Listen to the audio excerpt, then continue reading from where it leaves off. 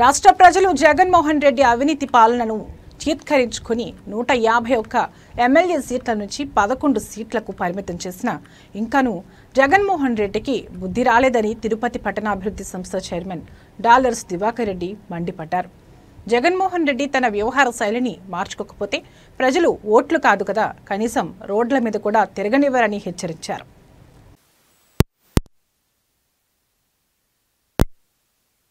యాక్చువల్గా నేను ప్రమాణ స్వీకారం చేసిన 100 రోజుల వరకు ప్రెస్ ముందుకి రావుందనుకున్నాను. ఆగస్టు 28వ తేదీ నాకు 100 డేస్ అవుతుంది.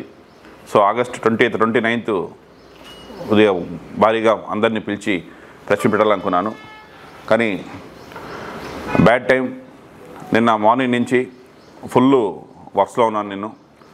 నిన్న ఈవినింగ్ ఇంటికి వచ్చిన తర్వాత టీవీ చూసిన తర్వాత చాలా బాధేసింది.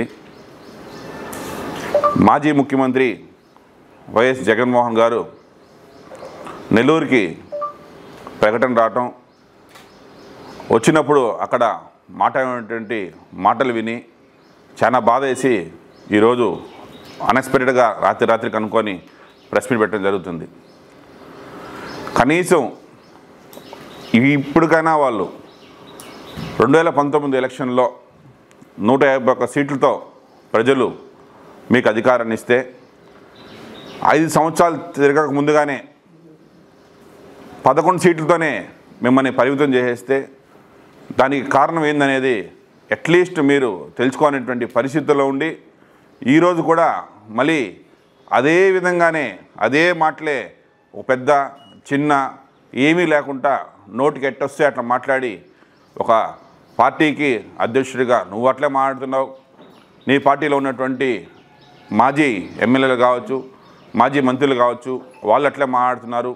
కనీసం ఒక తప్పు జరిగిన తర్వాత ఈ తప్పు జరిగింది, ఈ పొరపాటు చేశామనేసి అని తెలుసుకునేటువంటి మనస్తత్వం లేకుండా మీరు ఇంకా అదేవిధంగా అసలు ఫస్ట్ ఆఫ్ ఆల్ ఒక మహిళల పైన, ఒక ఎమ్మెల్యే మహిళల పైన, ఒక మాజీ ఎమ్మెల్యే మాట్లాడే మాటలు అవి ఏమైనా సంస్కారమా? అట్లాంటి మాటల్ని వెనకేసుకొని అట్లాంటి మనిషిని వాళ్ళని చూసే రావటం అనేది పెద్ద తప్పు. ఈరోజు మీరు అంటున్నారు వల్లభనేని వంశీని అరెస్ట్ చేశారనేసి అని.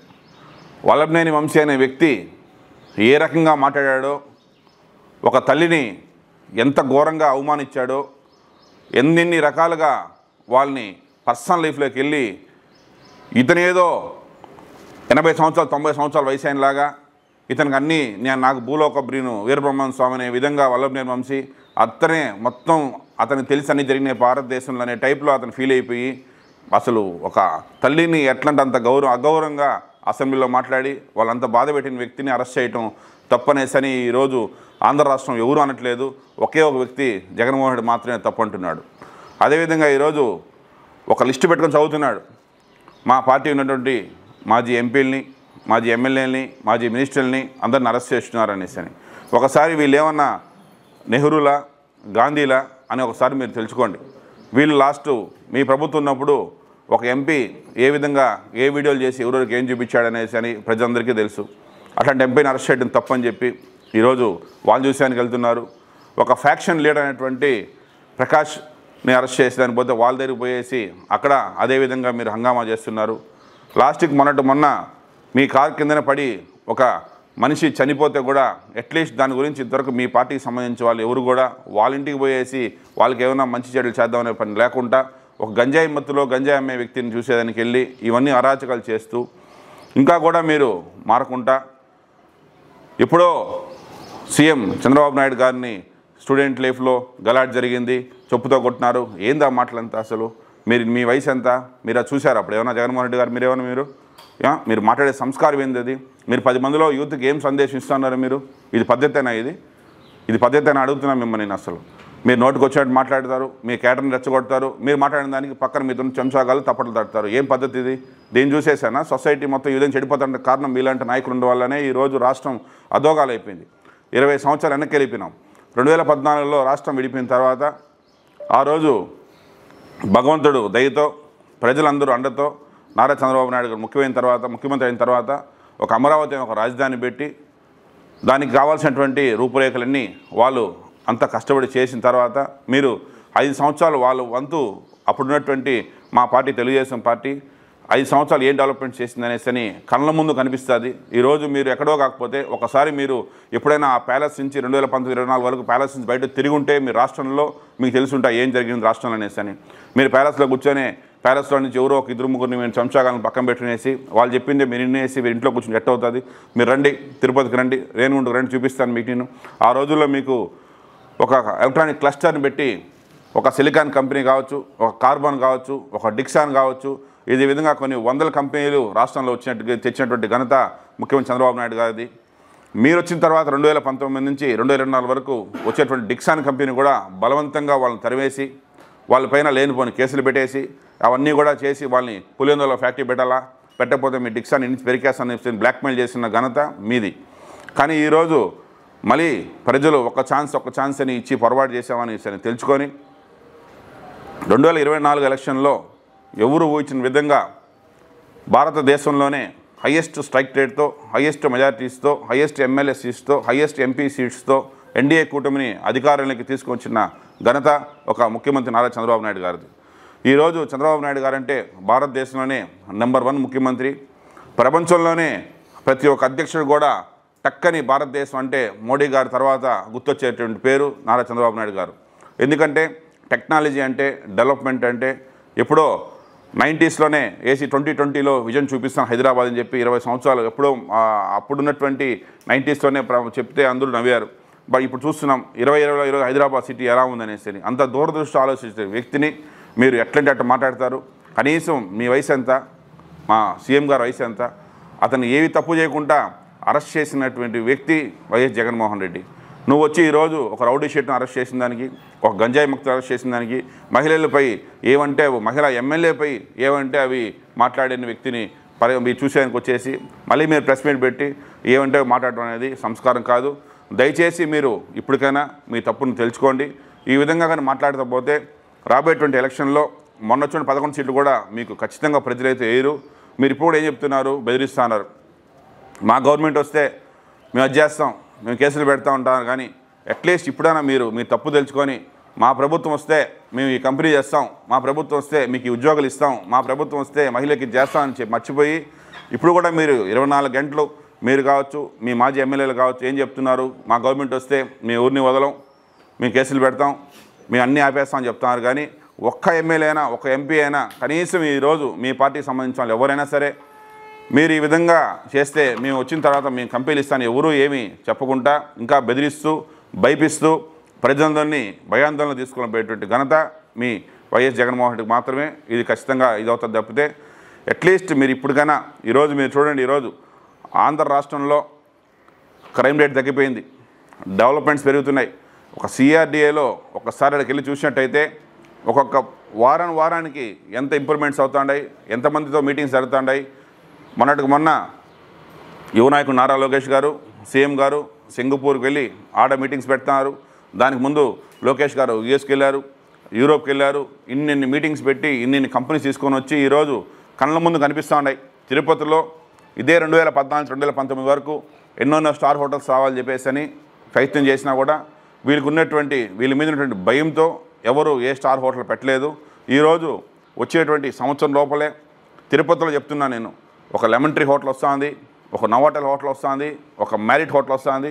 ఇన్ని స్టార్ హోటల్స్ ఒక సంవత్సరం లోపలే వస్తున్నాయంటే కళ్ళ ముందు కనిపిస్తుంది మా ఎన్డీఏ కూటమి ఏ విధంగా డెవలప్ చేస్తుంది. ఎన్డీఏ కూటమి అంటే ప్రజల్లో ఎంత నమ్మకం ఉండాలి, ఎన్డీఏ కూటమి అంటే వ్యాపారస్తుల్లో ఎంత నమ్మకం ఉండాలి అనేసి కళ్ళ ముందు కనిపించేటువంటి ప్రభుత్వమే ఎన్డీఏ ప్రభుత్వం. కానీ ఈరోజు మీరు చెప్తున్నారు ప్రశాంతత లేదు అనేసి. ప్రశాంతత లేకుండా చేసింది మీ ప్రభుత్వం. ప్రజలు బయట రావాలా, రోడ్లో తిరగాలంటే భయపడినటువంటి ప్రభుత్వం మీ ప్రభుత్వం. ఈరోజు మా ఎన్డీఏ కూటమి ప్రభుత్వంలో ప్రజలందరూ ఎంప్లాయీస్ కావచ్చు, కామన్ మ్యాన్స్ కావచ్చు, బిజినెస్ మ్యాన్స్ కావచ్చు స్వేచ్ఛగా వచ్చి వ్యాపారం చేసుకొని స్వేచ్ఛగా వచ్చేసి వాళ్ళు ఇంటికి వెళ్ళి హ్యాపీగా వచ్చేటువంటి ప్రభుత్వం. వాళ్ళకి ఏ కష్టం వచ్చినా, ఏ ఆపద వచ్చినా అండగా ఉంటుంది, అండగా ఉండారు అని ఒక నమ్మేటువంటి ప్రభుత్వం మా ఎన్డీఏ కూటమి ప్రభుత్వం. కానీ ఈరోజు మీరు మాట్లాడేటువంటి మాటలు, మీరు నైట్ చదివినటువంటి లిస్టులో ఉన్నటువంటి పేర్లన్నీ కూడా మీరు ఒక్కసారి మీ గుండెల మీద చేసుకు ఆలోచించుకోండి. వీళ్ళ క్యారెక్టర్ ఏంది, వీళ్ళు ఏంది అనేసి. ఈరోజు లిక్కర్ కేసులో అరెస్ట్ చేశారని చెప్తున్నారు చోరెడ్డి భాస్కర్ రెడ్డిని. సోయటి భాస్కర్ లిక్కర్ కేసులో అరెస్ట్ చేయాలనుకుంటే, అక్రమంగా అరెస్ట్ చేయాలనుకుంటే ఎప్పుడో అరెస్ట్ చేస్తుంటే ఇన్ని రోజులు, సంవత్సరం రోజులు టైం అవసరం లేదు. ఒక సంవత్సరం రోజుల దాకా నిజంగా అతను తప్పు చేశాడా, తప్పు చేయలేదా, తప్పు చేస్తుంటే అరెస్ట్ చేయాలనేటువంటి ఒక లీడర్షిప్ ఉన్న నాయకత్వం మా ఎన్డీఏ కూటమి సీఎం నారా చంద్రబాబు నాయుడు గారిది. అన్ని సంవత్సరం రోజులు వాళ్ళ ఎవిడెన్సెస్ మీరు చూసినారు, అందరూ ప్రెస్ అందరికీ తెలుసు, కళ్ళ ముందు కనిపించాయి. మీ టోల్గేట్లు ఎక్కడ బండ్లు పోయినాయి, ఎక్కడ బండ్లు వచ్చినాయి, మీరు ఎక్కడెక్కడి నుంచి ఏమేమి ట్రాన్సాక్షన్ చేశారు, ఎన్ని వందల కోట్లు వచ్చాయి, మీ గన్మ్యాన్లు ఎక్కడ వచ్చారు, మీ పిఏలు ఎక్కడ వచ్చారు, మొత్తం కాల్ డేటా, శాటిలైట్ డేటా మొత్తం తెప్పించుకొని ఒక క్లియర్ పిక్చర్, క్లియర్ డేటాతోనే వాళ్ళని అరెస్ట్ చేయడం జరిగింది. మేము అక్రమ కేసులు పెట్టాలా, అక్రమంగా అరెస్ట్ చేయాలనుకుంటే ప్రభుత్వం వచ్చేటువంటి వారం లోపలే మీ పార్టీకి సంబంధించిన నాయకులు ఎవరు కూడా రోడ్లో తిరిగేటువంటి పరిస్థితి ఉండదు. మేము ఆలోచించాం అంతా. ఒకవేళ మీరు తప్పు చేసినా కూడా మా సారు వదిలేసేని పోలేనటువంటి మంచి హృదయమైనటువంటి మా యువ నాయకుడు నారా లోకేష్ గారు కావచ్చు, మా సీఎం చంద్రబాబు నాయుడు గారు కావచ్చు. కానీ మీరు తప్పు చేయకుండానే లేనటువంటి కేసులు పెట్టి ఫస్ట్ దారి చూపించిందే మీరు. 2019 ఎలక్షన్ తర్వాత ప్రజలందరినీ కూడా మీరు అక్రమ కేసులు అనేది స్టార్ట్ చేసిందే మీ ప్రభుత్వం. నిన్న మాట్లాడారు మాజీ ముఖ్యమంత్రి జగన్మోహన్ రెడ్డి గారు. కలెక్షన్స్ చేశారు, వాడికి తునవో పనవో డబ్బులు ఇచ్చింటారు, అందుకని ఇట్లా జరుగుతూ ఉన్నాయి. ఎమ్మెల్యేకి ఇవ్వాలా, ఎంపీలకి ఇవ్వాలా, మినిస్టర్లకి ఇవ్వాలా, పెద్ద ఆయనకి ఇవ్వాలా, చిన్న ఆయనకి ఇవ్వాలనేసి మీరు చూస్తున్నారా? ఎవరైనా ఇచ్చినట్టు చెప్పారు మీకు వచ్చేమన్నా? మీ ప్రభుత్వంలో ప్రతి ఒక్కరికి తెలుసు, చిన్న టీ అంగడి, కాఫీ అంగడి కాడి నుంచి బిజినెస్ మ్యాన్ల వరకు, ఎంప్లాయీస్ కాడి నుంచి ట్రాన్స్ఫర్ల వరకు ఏ ఎమ్మెల్యే 2019 ముందు వాళ్ళ ఇన్కమ్ ట్యాక్స్ పేపర్లు దమ్మని చెప్పండి, వాళ్ళకు ఉన్నటువంటి బ్యాలెన్స్ షీట్స్ చూడండి, మీరు ఎంతెంత కలెక్షన్ చేశారు, ఏ వ్యాపారాలు చేసి అన్ని కోట్లు ఇబ్బంది వచ్చాయి అనేటువంటి ఒక హిస్టరీని మీరు చూడండి. ఫస్ట్ కరప్షన్ అనేది స్టార్ట్ చేసిందే వైసీపీ ప్రభుత్వం. కరప్షన్కి కింగ్గా ఉనిందే వైఎస్ జగన్మోహన్ రెడ్డి. మీరు ఇంట్లో నుంచి బయట రాకుండా ఇక్కడ ఉన్నటువంటి మీ చెంచాలు వీళ్ళందరూ కలెక్షన్ చేసి మీకు ఎత్తుకొని వచ్చేసి అక్కడ కోట్లు వేల కోట్ల రూపాయలు ఇచ్చేటువంటి ఘనత మీ పార్టీది. ఈరోజు లిక్కర్ కేసులో 2019 ముందు ఒక నెలకి 30 లక్షల కేసులు రాష్ట్రం మొత్తం మినిమం సేల్స్ జరుగుతుంటే 2019 తర్వాత నో ట్రాన్సాక్షన్ అనేసి ఒక ఏటీఎం కార్డు ద్వారా కావచ్చు, క్రెడిట్ కార్డు ద్వారా కావచ్చు, ఫోన్పే ద్వారా కావచ్చు, ఏమీ లేకుండా ఓన్లీ క్యాష్ ట్రాన్సాక్షన్ అనేది స్టార్ట్ చేసి 30 కేసులు జరిగేటువంటి బిజినెస్ని ఎక్కడైనా కూడా లిక్కర్ అనేది ఎవ్రీ ఇయర్ ఒక 5% 10% పెరుగుతూ పోతుంది. అట్లా కాకుండా ఒకటేసారిగా 15 లక్షల నుంచి 20 లక్షల కేసులు మాత్రమే మీరు అఫీషియల్గా చూపించి 10 లక్షల కేసులు ఒక నెలకి మీరు స్కామ్ చేసి 10 లక్షల కేసులు అంటే సుమారు 500 కోట్ల రూపాయలు ఒక నెలకి మీరు స్కామ్ చేసి గడిచేటువంటి 2020 నుంచి 2024 వరకు కూడా 4 సంవత్సరాల్లో లిక్కర్ మాఫియాలో లూటీ చేసేటువంటి ఘనత ఇప్పుడు అరెస్ట్ చేసేటువంటి వ్యక్తులవి. దీనికి లీడర్షిప్ ఇచ్చేటువంటి ఆ రోజు ఉన్నటువంటి మీ జగన్మోహన్ రెడ్డి గారు. ఈరోజు మీరేరంటే లిక్కర్ కేసు మాకు సంబంధం లేదు, మేము ఏ తప్పులు చేయలేదంట అన్నారు. అన్ని తప్పులు మీరు చేసి అన్నీ మీరు మాట్లాడి ఎవరో ఏదో చెప్పేస్తారని చెప్పేసి ఈయన చేతిలో ఒక పేపర్ పెట్టుకొని కనీసం ఒక ముఖ్యమంత్రి మాట్లాడేటప్పుడు ఒక పేపర్ చూడకుండా మాట్లాడేటువంటి నాలెడ్జ్ లేని వ్యక్తి ఈరోజు ఎవరు రాసిస్తే కానీ ఆ పేపర్ చేతిలో పెట్టుకుని చదివితే కానీ నీకు సబ్జెక్ట్ తెలియదు, ఎవరంటే ఏదో రాసిస్తే దాన్ని చూసి చదివేది కూడా నీకు సరిగ్గా రాకుండా ఈరోజు ఎప్పుడో సీఎంగా అప్పుడు ఉన్నటువంటి వ్యక్తి హాస్టల్ ఉన్నప్పుడు చెప్పుతో కొట్టారు, అందుకని అరెస్ట్ చేశారంటే ఇదే 2019 ముందు నిన్ను అరెస్ట్ చేసినప్పుడు నిన్ను ఎంతమంది చెప్పుతో కొట్టారు, ఎంతమంది చెప్పుతో కొట్టించుకుంటే నేను అరెస్ట్ చేశారనేసి అని ఒక్కసారి నువ్వే నీ సంస్కారం వదిలేస్తున్నాను, మీరు ఆలోచించుకోండి దాన్ని. సో అట్లీస్ట్ ఇప్పటికైనా మీ ఒక పద్ధతి మార్చుకోండి. ఈ విధంగా మాట్లాడటం కరెక్ట్ కాదు. ప్రజలు కనీసం మీరు ఈ విధంగా మాట్లాడితే రాబోయే రోజుల్లో ఓటు సంగతి పక్కన పెడితే అట్లీస్ట్ మీరు కావచ్చు, మీ పార్టీ నాయకులు కావచ్చు, ఎవరు కూడా రోడ్లో తిరిగేటువంటి ప్రశ్నలు కూడా ప్రజలు ఒప్పుకోరు. దయచేసి ఇంకా మీ యొక్క భాషని, మీరు మాట్లాడినటువంటి స్లాంగ్ని, మీతో పాటు మీరు పార్టీలో ఉన్నటువంటి ఎక్స్ఎమ్మెల్యే, ఎక్స్ఎంపీలు, మంత్రులందరినీ కూడా మీరు దయచేసి వాళ్ళకి కౌన్సిలింగ్ ఇవ్వండి. ఫస్ట్ ఏ విధంగా మాట్లాడాలా, మన రెస్పెక్ట్ ఎట్లా ఇవ్వాలా. ఒక ప్రజానాయకుడు మాట్లాడితే ఎంతమంది, ఎన్ని వేల మంది, ఎన్ని లక్షల మంది ఆ వీడియోని చూస్తారు, ఎంతమంది ఇన్స్పైర్ అవుతారు దానివలన. మనం ఏదైనా క్రైమ్ని ఎంటర్టైన్ చేస్తున్నామా లేకపోతే మంచితనం ఎంటర్టైన్ చేయాలనేసి సొసైటీని ఆలోచించి దయచేసి ఇంకా మీ యొక్క భాష మార్చుకోవాలని చెప్పేసి నేను మీకు నా తరపున ఒక విజ్ఞప్తి చేస్తున్నాను. ఇంకొకసారి కానీ ఈ విధంగా మాట్లాడితే మాత్రం ఎన్డీఏ కూటమి నాయకులు కావచ్చు, కార్యకర్తలు కావచ్చు, ఎవరు కూడా ఊరుకోరు. మా పార్టీ కాకుండా ఫస్ట్ ప్రజలైతే చాలా ఇంకా కూడా వీళ్ళు మారట్లేదు అనేటువంటి వచ్చి మేము మీకు సరైన గుణపాఠం ఖచ్చితంగా చెప్తాను మాత్రం నేను మనస్ఫూర్తిగా చెప్తున్నాను. Thank you very much. నమస్కారం.